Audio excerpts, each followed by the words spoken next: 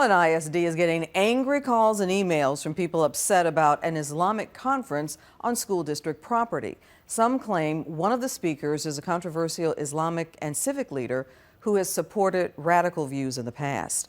Fox 4's Richard Ray is at the Curtis Culwell Center in Garland, where that conference is supposed to be held. Richard?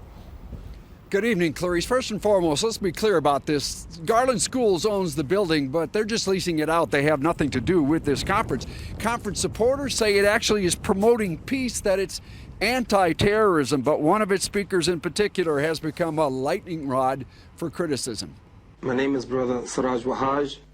I'm the Imam of Masjid al-Taqwa in Brooklyn, New York.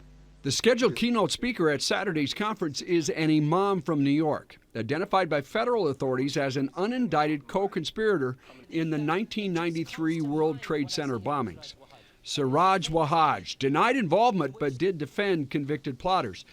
And a New York Post article says he called the FBI and the CIA the real terrorists.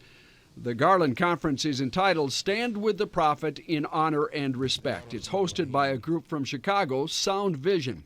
Its flyer asks participants if they are frustrated with Islamophobes defaming the Prophet, but also if they are fuming over extremists like ISIS who give a bad name to Islam. So I don't know if now is the right time. Definitely maybe not any time would be a right time for this type of conference with these type of speakers. Former Republican Congressman Alan West is now CEO of Dallas-based National Council for Policy Analysis and critical of Garland ISD for leasing the center. But there comes a point where we have to start looking and saying, is freedom of speech being turned into seditious speech?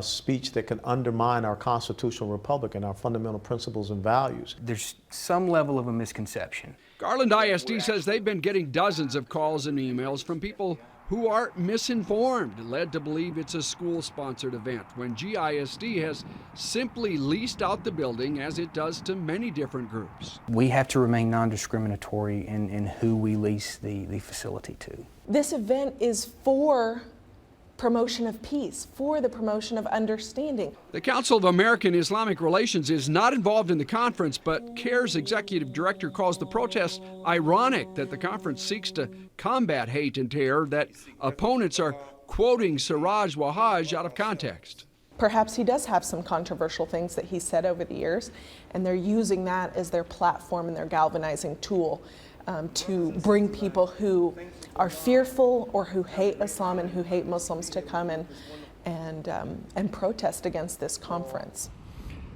Garland police tell me they have been asked to add additional officers to this Saturday event because of the threat that there may be protesters who come and try to stop it. And Clarice, there is a website out there now against the event, urging people to come and protest. The people who organized the Facebook page seem to be trying to tamp it down a little bit, but a lot of the comments are pretty angry, and Aaliyah Salem says she's worried about that. Richard Ray live tonight in Garland.